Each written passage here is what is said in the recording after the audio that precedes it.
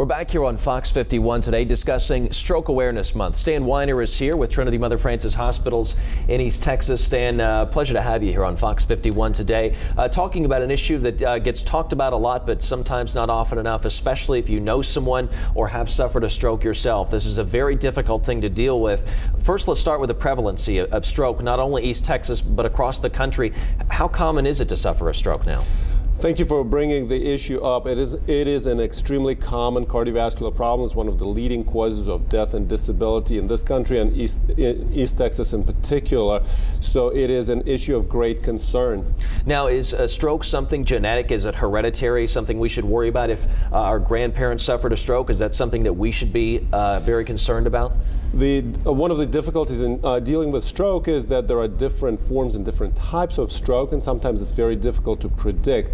There are certainly types of stroke that kind of run in family, but a lot of strokes occur just randomly in patients across the board. And I think that's why people tend to be so fearful of stroke, because as you mentioned, it is so random. Speaking of that, though, there are some things we can do, preventative measures we can take to try to curb the prevalence of stroke. So what are some of those things we can do, Stan? The challenge with dealing with stroke is that it's very different from many other medical conditions. If you have a heart attack or pneumonia or appendicitis, you come to the hospital, we treat it, it gets better. With stroke, the treatment strategies are rather limited. Once you get a stroke, people frequently get severely debilitated and it's difficult to treat. So the best thing to do for a stroke is to try to prevent it. While different strokes, while some of the strokes may be difficult to predict and prevent, others are associated with common medical conditions that are easy to diagnose and see. For example, atrial fibrillation is one of the most common causes of stroke, one of the leading causes of stroke. This is a condition that's easily diagnosed and may be treated with medications or other interventions, and that's certainly something that we would like to bring up for the Stroke Awareness Month. So speaking of which, are there some symptoms we can start looking out for in advance to know that we need to get into a doctor immediately? Absolutely. One of the most common causes of stroke is atrial fibrillation, a common type of a heart condition where people develop irregular heartbeats. It's frequently associated with palpitations or sensation of irregular heartbeat, sometimes some shortness of breath, sometimes tiredness and not feeling well. This is a condition that is easily diagnosed by most physicians in their office and can be treated very effectively to reduce the risk of stroke. Now, those seem to be sometimes a common symptom, Stan. So would you advise, though, anyone who is experiencing any of those to get into a doctor immediately, and then you can run the proper test to see if there's any prevalency there?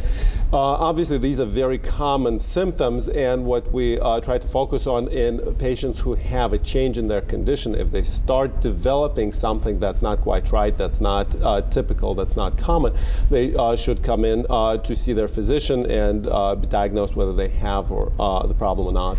Now, typically, Stan, does stroke affect people, say, 50 or 65 and older, or is it still prevalent for people even under the age of 50?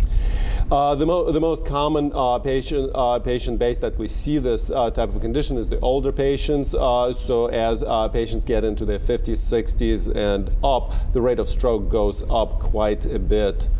Okay, Stan, now as far as more information on stroke, Stroke Awareness Month in general, is there a good resource people can go even within Trinity Mother Frances Health Systems to find out some more? There's quite a bit of information available on the website and certainly from the healthcare providers. There's a number of different things that we can do to reduce the incidence of stroke. The most common is the blood thinners, but there's also some new procedures that are currently available at Trinity Mother Frances and the Louis St. Peter's Heart Hospital. We are the only facility in East Texas that perform some minimally invasive procedures to try to isolate the left atrial appendage to reduce the risk of stroke in patients with atrial fibrillation.